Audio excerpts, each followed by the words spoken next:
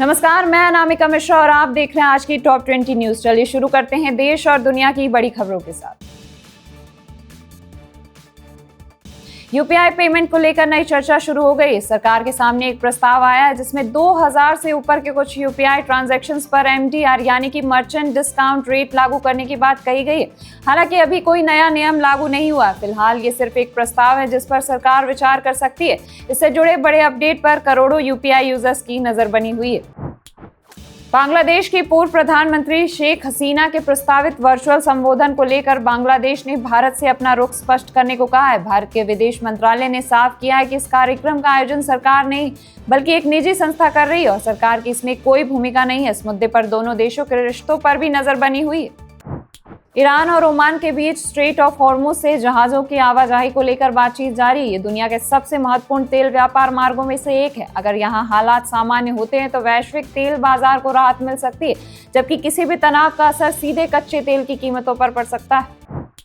Dubai के एक इलाके में कम समय के भीतर कई धमाकों की खबर सामने आई, जिसके बाद आसपास के इलाके में धुएं का गुबार देखने को मिला। स्थानीय एजेंसी मामले की जांच कर रही है और धमाकों के कारणों का पता लगाया जा रहा है। घटना ने सुरक्षा व्यवस्था को लेकर फिर चिंता बढ़ा दी।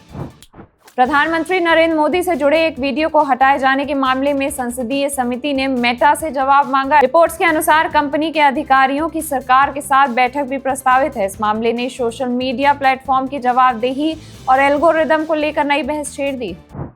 सुप्रीम कोर्ट ने केंद्र सरकार को सुझाव दिया है कि बिना वैध थर्ड पार्टी इंश्योरेंस वाले वाहनों को पेट्रोल या डीजल न देने की व्यवस्था पर पायलट प्रोजेक्ट शुरू करने पर विचार किया जाए।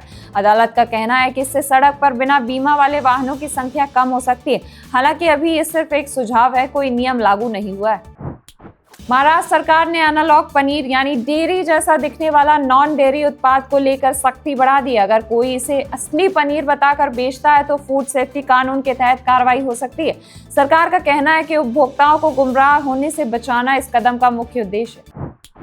झारखंड के छात्रों के विरोध प्रदर्शन के बीच मुख्यमंत्री हेमंत सोरेन ने कहा है कि सरकार छात्रों की मांग को सुनने के लिए तैयार है। उन्होंने भरोसा दिलाया कि छात्रों से बातचीत कर समाधान निकालने की कोशिश की जाएगी। इस बयान के बाद अब सभी की नजर सरकार और छात्र संगठनों की अगली बैठक पर बनी हुई है। कुछ नीट यूजी अभ्यर्थियों ने ओएमआर शीट और मूल्यांकन से जुड़ी शिकायतों को लेकर सुप्रीम कोर्ट में याचिका दायर की है। छात्रों का कहना है कि उनकी आंसर बुकलेट्स के मूल्यांकन में गड़बड़ी पाई गई। अब इस मामले पर सुप्रीम कोर्ट की सुनवाई का इंतजार किया जा रहा है। आर्टिकल 370 हटाए जाने की वर्षगांठ को देखते हुए जम्मू कश्मीर में सुरक्षा व्यवस्था और कड़ी कर दी गई है। कई संवेदनशील इलाकों में अतिरिक्त पुलिस और सुरक्षा बलों की तैनाती की गई है। प्रशासन का कहना है कि किसी भी अप्रिय घटना से निपटने के लिए पूरी तैयारी की गई है। आरबीआई ने अपनी ताजा समीक्षा में कहा है कि वैश्विक चुनौतियों के बावजूद भारत की अर्थव्यवस्था मजबूत बनी हुई है। केंद्रीय बैंक का मानना है कि घरेलू मांग और निवेश के चलते आर्थिक विकास को समर्थन मिलता रहेगा। हालांकि महंगाई और अंतर्राष्ट्रीय हालात पर लगातार नजर बनी रहेगी।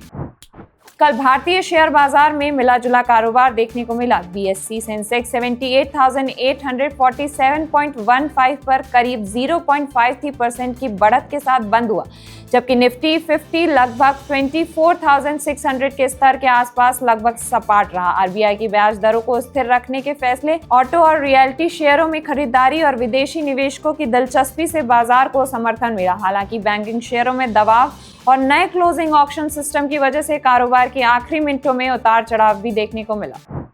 आज यानी 6 अगस्त को सोने की कीमतों में बड़ी गिरावट या उछाल की संभावना फिलहाल कम मानी जा रही है। हालांकि अंतर्राष्ट्रीय बाजार, डॉलर की चाल, अमेरिका के आर्थिक आंकड़े और वैश्विक घटनाक्रम के असर से सुबह के रेट में हल्का उतार चढ़ाव देखने को मिल सकता है। खरीदारी करने से पहले अपने शहर का ताजा गोल्ड रेट जरूर चेक कर लें। आज यानी 6 अगस्त को भी पेट्रोल और डीजल की कीमतों में किसी बड़े बदलाव की संभावना नहीं है। फिलहाल देश के प्रमुख शहरों में दाम स्थिर बने हुए हैं। तेल कंपनियां रोज सुबह 6 बजे नई कीमतें जारी करती हैं, इसलिए अपने शहर का ताजा रेट जरूर चेक कर लें। E20 पेट्रोल को लेकर चल रही बहस के बीच बॉम्बे हाईकोर्ट ने केंद्रीय मंत्री नितिन गडकरी के खिलाफ सोशल मीडिया पर की गई कुछ आपत्तिजनक पोस्ट को हटाने को कहा है। इस मामले ने एक बार फिर E20 नीति और सोशल मीडिया की जिम्मेदारी पर बहस छेड़ दी है। लगातार हो रही भारी बारिश और बाढ़ जैसी स्थिति को देखते हुए केरल सरकार ने राहत पैकेज की घोषणा की है। कई जिलों में स्कूल बंद किए गए हैं और बचाव दल लगातार राहत कार्य में जुट गए हैं। मौसम विभाग ने लोगों से सतर्क रहने को कहा है। भारत के पहले पूरी तरह स्वदेशी फाइटर जेट इंजन पर काम तेजी से आगे बढ़ रहा है। रक्षा विशेषज्ञों का मानना है कि ये परियोजना सफल होने पर भारत की विदेशी इंजनों पर निर्भरता कम होगी और भविष्य के लड़ाकू विमानों को नई ताकत मिलेगी। आईएमडी यानी कि भारतीय मौसम विभाग ने मध्य प्रदेश, असम और केरल के कई इलाकों में भारी से अत्यधिक भारी बारिश का रेड अलर्ट जारी किया है। कई राज्यों में बिजली गिरने, बाढ़ और भूस्खलन की आशंका जताई गई है। लोगों से सतर्क रहने और प्रशासन की सलाह का पालन करने की अपील की गई। अमेरिका के यूजीन में वर्ल्ड U20 एथलेटिक्स चैंपियनशिप्स की शुरुआत हो गई है। भारत के कई युवा एथलीट अलग अलग स्पर्धाओं में हिस्सा ले रहे हैं। भारतीय खेल प्रेमियों को उम्मीद है कि युवा खिलाड़ी अंतर्राष्ट्रीय मंच पर अच्छा प्रदर्शन करेंगे।